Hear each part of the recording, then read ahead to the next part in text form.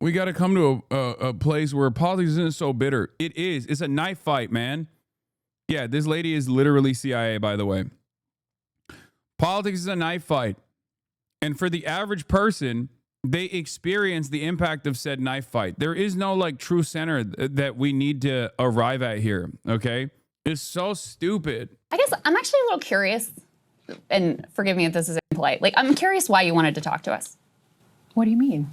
Well, like, we don't have actually a lot of senators, especially ones who have very different ideology than us, reach out. So I'm curious what your goal was and why you thought to come here. Well, first of all, I think you have a good audience. I mean, right? We agree. If you appealed to like 4 friends on YouTube or whatever, then I probably wouldn't be here. But I think, to me, part of the problem is that people have kind of gone to their corners. And I live this, right? I live on my family farm in a town that voted heavily for Donald Trump. I've never won my town. I've never won my precinct. You want to know why these people are doing this kind of stuff? They're doing this kind of stuff because, one, they don't do their due diligence. That's number one. They think this is like a bipartisan show because they got Saga on. You know what I mean? She thinks it's like the closest to mainstream media, which would be non-contentious, but on the independent side. But the major reason why Elisa Slotkin and many other politicians are trying to do this kind of independent media route is because they unironically think Zoran won exclusively because he did social media. And I know this because Benjamin Netanyahu and the Israeli government believes this as well. That's why they went on the Nelk Boys podcast. They don't realize that Trump didn't just win because he went on podcasts. He won because he could come across as like a normal human being on these podcasts in a way that no other politician can because he's a television personality. This is their new media strategy. People who used to be able to talk about politics and disagree don't even get in the same room together. So I kind of like the idea of your show. Like, it was interesting to me when my team pitched me, right? We go through, and like, there's no hiding it. Lots of people are like, how do we evolve in this new space? You know, like that's not you know, it's not that conversation isn't happening. It is, and I think that's good. And to the credit of lots of shows like yours, Thank you. I think your show appealed to me as I was being pitched because you guys don't agree. And like, I am very focused. My dad was a lifelong Republican, my mom a lifelong Democrat. Like, Michiganders want to get back to a place where we can disagree on politics and not have it be so like bitter. So I hear you on. Oh, yeah. We got to come to a place where politics isn't so bitter. It is. It's a knife fight, man. Yeah, this lady is literally CIA, by the way. Politics is a knife fight. And for the average person, they experience the impact of said knife fight. There is no like true center that we need to arrive at here, okay? It's so stupid. For the people who are starving, for the people who are suffering, for the people who have never gotten anything from the government that they consider to be a positive, like, they don't see it as like, oh, why can't our politicians just get along? This is just a talking point that no longer exists. Okay? A talking point that is not reflective of the reality. Democrats want fighters. Republicans have always want fighters, and they've always gotten fighters from their politicians. Obviously, their hyper-focus is like wedge issues that they cultivate, that they create, that they hammer on over and over and over again. But now the Democrats are finally actually breaking through. The Democratic Party's base of support is now finally breaking through this mold that they thought was the reality, that they thought is what their expectation was, which is like, oh, we want moderate stuff. We want centrists. We want people who will engage in bipartisanship. Like, no, they don't want that shit anymore. They know that it's a knife fight. They recognize that Republicans have been advocating to kill them for years and years and years at this point.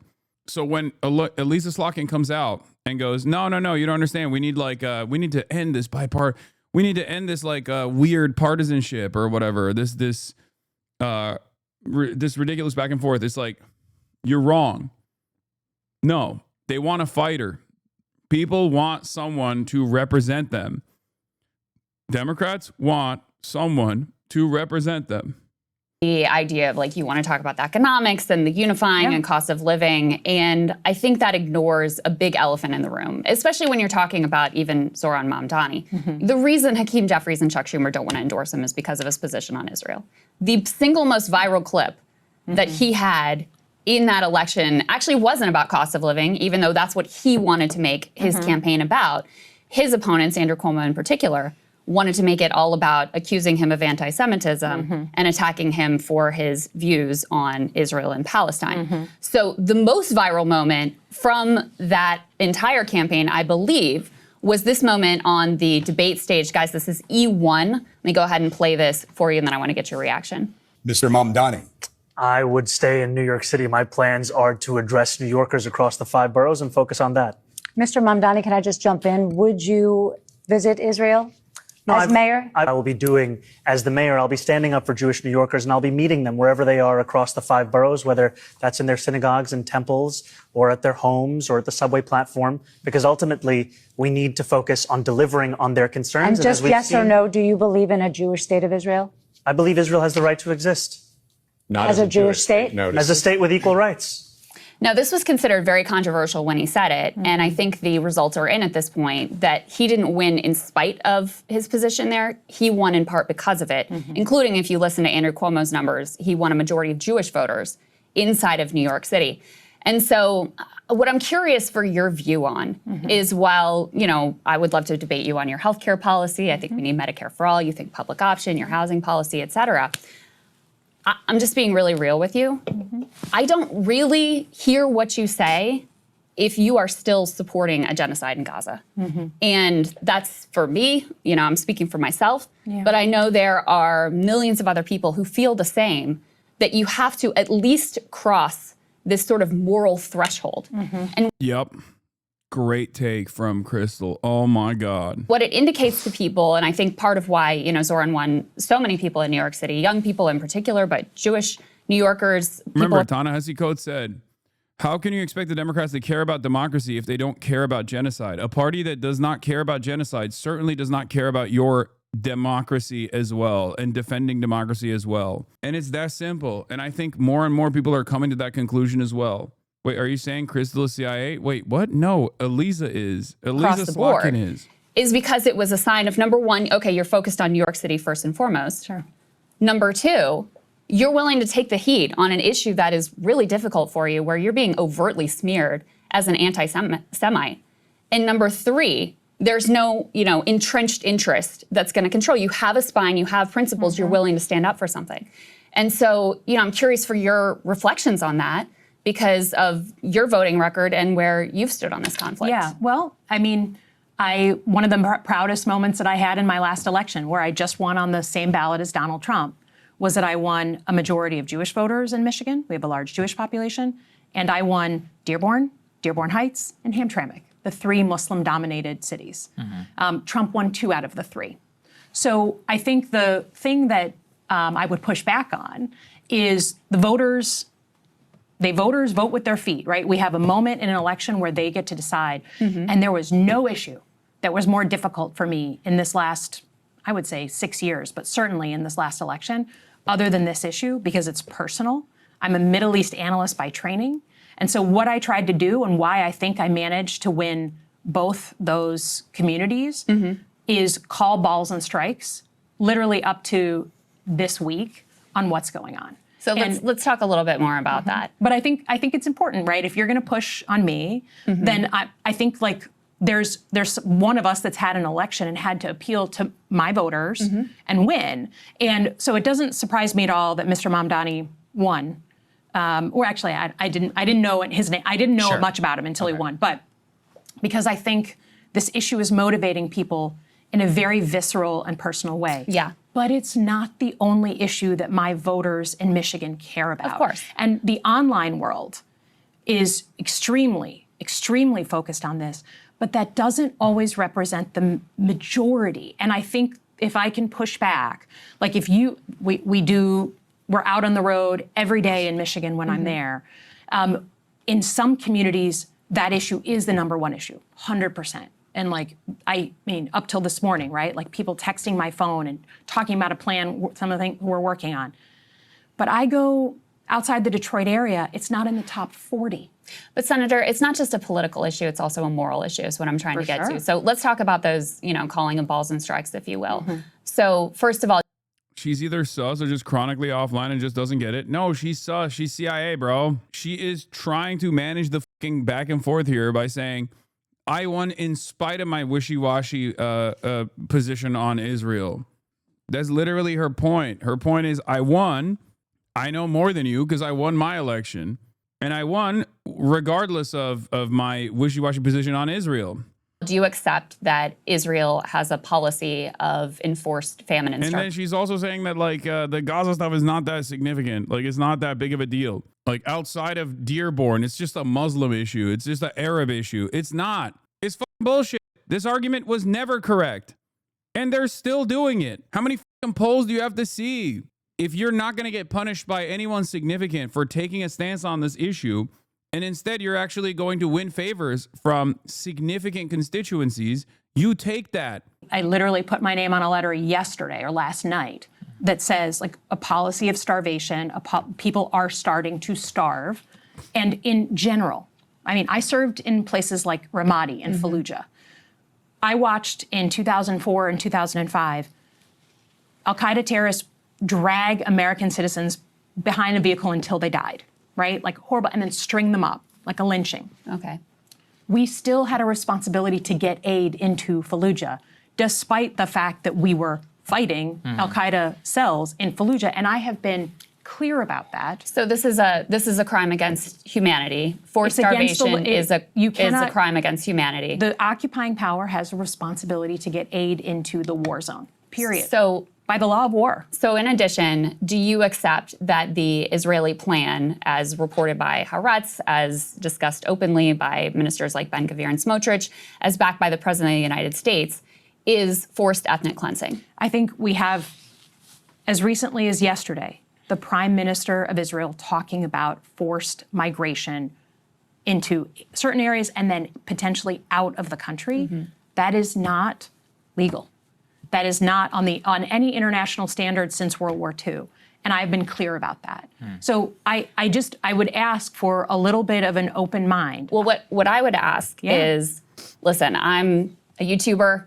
I have my words, that's all I have. But you're a United States Senator. Like you're not the president, but you have power. So what are you going to do? Because so far what we've seen, I mean, you voted for some of the aid that's been used to massacre children and innocents. Oh God, this is so good. It's crazy because, as Will Menaker also correctly points out, this is exactly how every journalist is supposed to be conducting these interviews. I need you guys to understand something. Regardless of people's personal biases, 20, 30, 40 years ago, okay, journalists used to be known as vultures, okay? In order to make a name for themselves, they would actually do follow-up questions such as what Krystal Ball is doing here. Okay? Regardless, whether it was on CBS, CNN, doesn't matter, right? Part of that was because they wanted to fucking make a name for themselves, and they realized that when blood is in the water, they can pounce, okay? They can attack. What Tucker Carlson did to Ted Cruz, for example, is exactly the kind of landmine that every single journalist, regardless of their personal perspective, would jump on. They would take that opportunity, no matter who they're talking to, because they knew that they would drive discourse for months back then. And the only places where people do that now is independent media. And yet, this is supposed to be the most common way that these interviews are supposed to go. Have backed Israel, as far as I can tell, from your voting record at almost every turn. You voted for a definition of anti-Semitism that would, codify anti-Zionism as anti-Semitism. You voted as a member of the House to sanction the ICC for indicting Benjamin Netanyahu, who you just admitted is a war criminal, by your own words.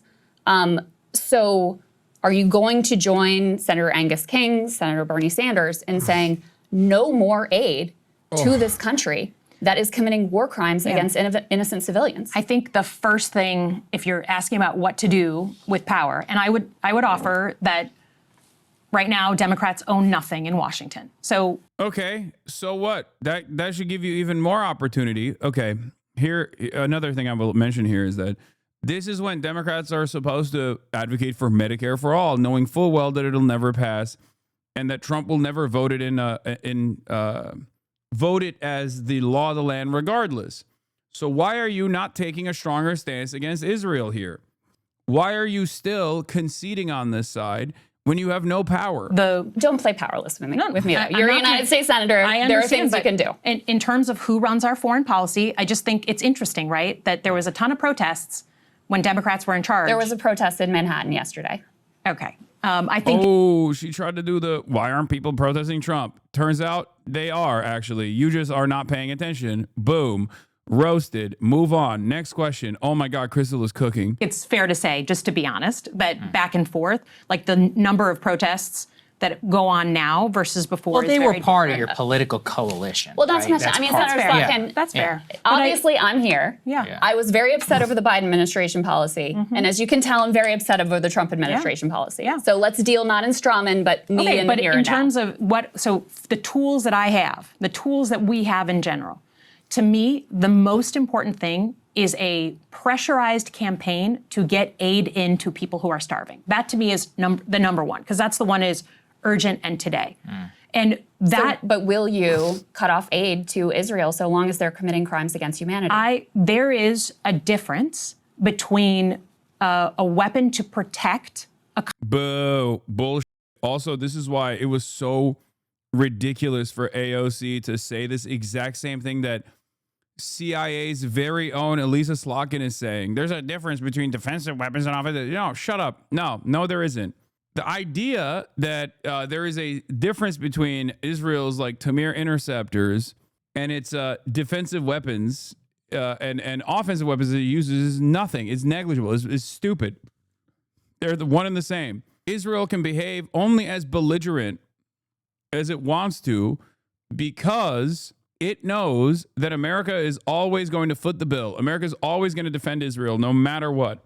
Part of the reason why they had to cut short their incursions into Iran was literally because of their lack of defensive weapons. The U.S. used up 25% of its entire THAAD interceptor stockpile in just 12 days during the Israel-Iran war. At current rates, it'll take 3 to 8 years to replenish, a key obstacle to renewed conflict with Iran. The reason why Israel had to stop wasn't because Trump was like, you have to stop. Trump only said you have to stop because they realize we don't have enough weapons. 25% of the entire THAAD interceptor stockpile was used in a matter of 12 days. Those are $15 million a pop, too. They're crazy expensive. It's so stupid. country from incoming missiles versus other type offensive and defensive weapons are different. So would you support offensive weapons ban? Like, would you stop any offensive aid to Israel? That certainly, to me, would be a place to look, but I'm not. Oh my gosh, you won't even commit to stopping offensive weapons. First of all, this is bullshit from the start. Oh, there's a difference between defensive weapons and offensive weapons. No, there isn't. Going to cut off a blanket next sale on a defensive weapon that comes through. No. I also reject that because, for example, if Senator Slotkin, if you were asked to support defensive weapons for Iran, defensive weapons for Russia, you wouldn't back that. No, but Iran, but they're defensive. They're just protecting civilians, right? Right. So how is it different? But because Israel's being shot at. So is Russia. So is Iran. Yeah. So is Russia. So is Iran. So is Russia. Ukraine's shooting at Russia right now. Right? I'm sorry. This is the difference between allies, partners, and adversaries. Why is it no. an Why? It's so good. Oh my God, this interview is so good. Oh my God, it's so cathartic to see like finally a fucking politician being held up, like being called to task on this ridiculous unconditional loyalty and defense for Israel all over the, and using these like fucking idiotic blanket neutral terms like, oh, we have to defend civilians. Okay. Are there no civilians in Iran? Are there no civilians in Russia? They're dying too. So what's the major difference? Oh, well, Israel's our ally. Why is Israel our ally? You just said they're doing war crimes. You won't say it's a genocide, even though everyone recognizes it as such. Why is a country doing a genocide our ally? What are they doing right now, like, which just makes it an ally? To the I think United allied States? relationships, just like Lithuania right now, like an allied relationship or Yeah, Israel's just like Lithuania. Really? Is Lithuania doing an ethnic cleansing campaign? That's crazy. I'm willing to bet if Lithuania tried to do an ethnic cleansing campaign, America's allegiance with Lithuania would fall apart fairly quickly. I think depending on who they're doing it to, we try to hold on to that allegiance for as long as we can. There is no other country that could, with this level of support, engage in this level of violence. There is no country.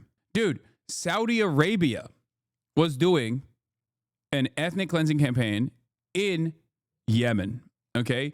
And there was more back and forth and more successful legislative initiatives against weapons transfers to Saudi Arabia, at least in the way that the Democrats communicated what they would do with Saudi Arabia, regardless of how they, when they were in power, continued this allegiance with Saudi Arabia, than there was with Israel. partner relationship is a long-standing relationship of information sharing and diplomacy. And that is, to me, it's not a like every day we decide Lithuania is our ally or not. We're allied or not. And sometimes we have big breaks with allies, right? Sometimes we have difficult moments with allies. Sometimes it goes the wrong way with allies. But an allied relationship is a long-term relationship. It's hard for me to understand why we should ally. Like, I'm sure you believe in, like, or claim to believe in liberal human rights. Why would we ally with a nation that is committing a genocide and live streaming it? Can I ask, literally, like this, I think about this from the mirror image way, because I do not support the things that Donald Trump is doing, right? Mm-hmm. But I'm an American. Why don't you? I mean, you voted along his agenda quite aggressively.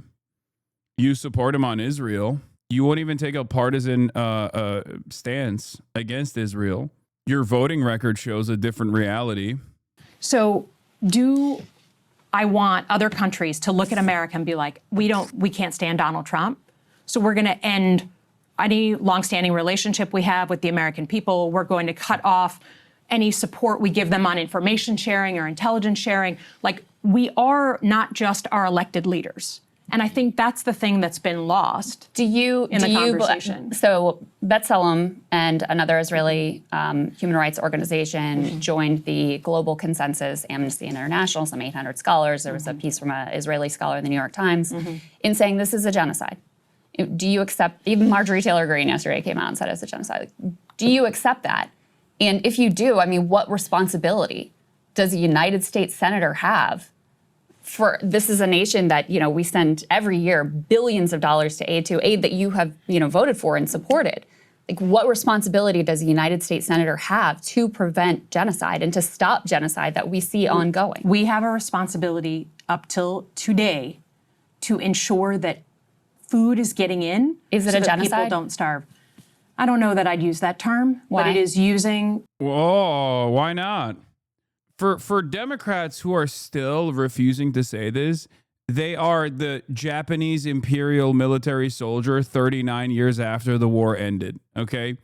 They're just holding on to something. I don't know what it is.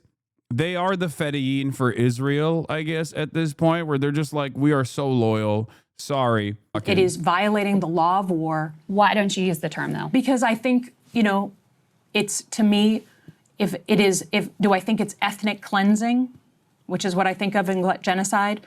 I don't know if it meets that definition. They're announcing but didn't you say it earlier that it was ethnic cleansing? You said that they wanted to force it. I mean, this is open from the Israeli government. Like, they're saying it. Their And from Minister Trump, of National too. Security, they come out and they're like, we don't need shells. We need shells, not food. And we need to encourage migration.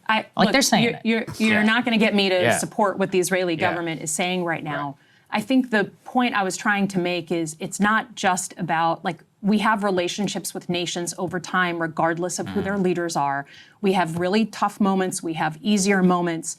But that doesn't, so I'm not willing to say that, like, I hate everything ever. Sure, but the future. even if you accept that they're committing a genocide, you still wouldn't cut off their aid?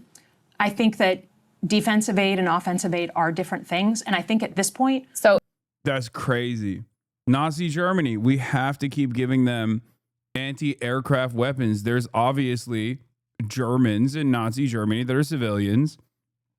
We have to keep defending them. What they're doing every single day. If Nazi Germany said we want defensive aid, I mean, it's just you have to see. What do you mean? Come on, you can't say come on. It's the same shit. Nazi Germany was an ally at a certain point. What do you mean? We had tremendous financial involvement with Nazi Germany, where they're all weapons that are being shipped. In another context, the weapons that they're using right now, I mean, to be honest, if you look at what's happening on the ground, the military part of this conflict is, for the most part, over. What they are doing, Senator, every single day is around aid, and they are hurting people around the The military part of this conflict is not over. They still have fucking Israeli occupying force terrorists get smoked, packed up by Palestinian resistance forces all the time.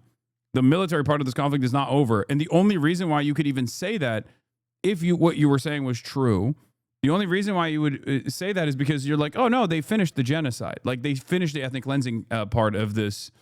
And now they're just simply starving the entire Palestinian population and killing Palestinians at the point of aid delivery.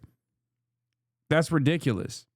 You can say a lot of things are complex, complicated, a lot of gray areas. This is not one of them. Genocide is not one of those areas. And that's the reason why these guys can't say Israel's an apartheid, despite the fact that everyone understands that it is an apartheid. They can't say Israel's doing a genocide because despite the fact that everybody understands Israel's doing a genocide. And the reason why they can't say that is because it immediately stops all of these conversations. Thousands of people who were starving people just trying to get aid. That is not you know this. That's not high intensity bombs. That's not the weapons that that we were talking about 2 years ago. It's just not. I'm sorry. Every single day, the military reports that I read, they are traditional. Like, this is a military that has a bad strategy. It is not the bombs that we were seeing 2 years ago. It's not a military that has a bad strategy. The strategy is... Yeah, the strategy is pretty clear. The doctrine is pretty clear. The strategy is pretty clear. Every Israeli politician at a certain point has basically said they want ethnic cleansing. It's not like, ooh, they're making a lot of mistakes on the ground. It would have been a lie, but you could have at least tried to say that, 3-4 months in. You can't say that 22 months in. Everybody knows what the fuck is up. Forced starvation and ethnic cleansing. That is their strategy, and they're accomplishing it very effectively with the full backing of the United States government, including sadly Democrats. Well, and so a couple more questions that I know you have to run. I'm curious why you condemned Rashida Tlaib for using the rally chant, from the river to the sea, something she said for her evokes equal rights, and you have not condemned Randy Fine, who said that Gazans should, quote, starve away, who floated that the Gaza Strip should be nuked, who called Ilhan Omar and Rashida Tlaib and Soran as well, called them Muslim terrorists. I have no problem condemning someone who talks like that. I have no problem condemning Randy Fine, who I don't know who he is crazy. You're in Congress. He is a congressperson. He's not like some random guy on the street. What the your staff is telling us. Do you think AIPAC should... Yeah, only 32% in the United States, and the overwhelming majority is Republicans, okay? Only 32%. We have finally arrived at the position that we were always going to arrive at, which is that outside of the evangelical Zionist base, the overwhelming majority of Americans do not support Israel's military actions in Gaza. It is completely and utterly ridiculous. 79% disapproval from Democrats, 60% disapproval from independents, 18% disapproval from the Republicans. If the Democrats do not use this to their advantage from a partisan perspective, from a partisan framework, I don't know what to tell you. Like, you just don't want to win. You care about Israel. You only care about Israel. You don't care about anything else. You only care about Israel. That's it. Where is the concern over him? I have no problem condemning Randy Fine, who I don't know. I'm sorry, I don't know who that person is. I have no problem condemning someone who talks like that. Senator, we have to ask your last question because your staff is telling us. Do you think AIPAC should register as a foreign lobby? Why is that a question? Why is that such a difficult thing to answer? Why are you pausing? The answer is yes. It's literally Israel. I don't know the answer to that. I think that... Why? It's Israel. It's literally in the name, man. It's a foreign country. Why? That I know plenty of people who think they should. You know, I It's don't. kind of a cop-out answer, don't you think? I mean, Yeah. I literally, I just guess I'd have to look at the definition. I certainly have had my tough moments with that organization, and So you stop accepting their funding? you got to get your facts straight. I have not been endorsed by AIPAC. I have not. I'm sorry. I was the first Jew You were elected to the Senate that was not endorsed by any Jewish group. AIPAC, J Street. You've been the recipient of their funds. In 2018, when I first ran, people who were members, yes, but I've not been endorsed since then. And I just got to be honest. Like, I think that this is where facts really matter. $671,000, $655,000 from independent expenditures and campaign contributions received from pro-Israel interest groups. It's not just AIPAC, by the way. Oh, I wasn't endorsed. They just gave me money. Oh, okay. I guess you are upholding this like unholy allegiance with a foreign nation state that is an apartheid state that is doing a genocide for the love of the game. Yeah. Also, here's wife guy Kyle Kalinske responding to Ken. Ken says, wow, a Dem senator actually went on a show that asked tough questions to the usual captured outlets. Credit where it's due. Kyle says, no credit. She saw it was a left-right show and thought it was some centristy beltway bullshit. She had no clue what she signed up for, and she learned her lesson the hard way. I have one more question I have to ask you. You know, we do the show. I really do my best to try to uphold, like, you know, basic human rights, Palestinian humanity, oppose the killing of innocent civilians wherever that happens. And I have to tell you, like, I feel really guilty that I'm not doing enough. I think all the time about, I'm a mom, I think all the time about those moms who can't feed their babies. Those babies are starving to death. And I just want to know, like, you're a United States Senator, you did vote for some of the bombs that were dropped on refugee camps. When kids have been sniped in the head, tents firebombed, people set on fire. The entire Gaza Strip turned into rubble. And now we're seeing these emaciated bodies of babies starving to death every day. And I mean, I know what you can do. Does it eat you up? Does it eat you up? Do you think, like, what more could I do? Do you regret any of your votes? Do you regret let me tell any you what sort I of was working on this morning. A group of Jewish rabbis and Muslim community leaders came together with a proposal that we are working on just getting, like, if we can't get other aid in, at least get baby formula and Why? Why can't we get other aid in? We have complete control over Israeli politics and Israeli foreign policy. If that wasn't the case, you would have cut off access to Israel a long time ago. We're working tirelessly to get baby formula in, even if we can't get anything else. It's so stupid. It's so fake. Who believes this shit? nutritional supplements for children in. Let that be kind of a green light, never has a problem. No one's trying to eat baby formula other than a baby, right? That is the proposal that I've been working on all night and this morning. So in terms of what we're trying to do. Wow, incredible. So you, by your own admission, the ally that we're having some trouble with is denying baby formula into the Gaza Strip, which it is the belligerent occupier of, that it has pummeled into oblivion, that has committed a litany of war crimes. You won't say it's a genocide, but you admit that there's a litany of war crimes. And you still have this argument that, like, well, we have to keep up their defense. There is no world where this is a consistent position. Senator Slotkin acknowledges that Israel blocked baby formula, but still won't support cutting off the flow of arms. Why would the U.S. want to arm a country that cuts off baby formula? Interesting.